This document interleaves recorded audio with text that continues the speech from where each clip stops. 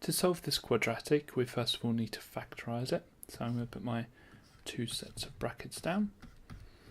Okay, so important thing to realise is that we need to know what the signs are. We know the first bit is going to be x and x. And we need two numbers that add together to make the 14 and times together to make the minus 15. Well, the fact that they are multiplying to make a negative means that they have to have different signs.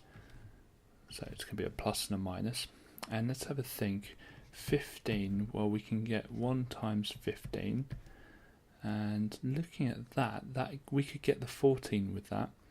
So let's have a think. We need the 15 to be positive, and if we have the 1 to be negative, then that would add to make 14. So there we go.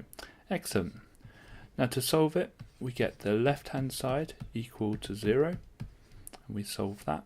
So we go minus 15 both sides. So it's x equals minus 15.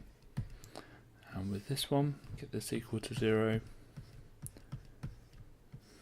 And we're going to add 1 both sides. So it's x equals 1. So our two answers are minus 15 and 1.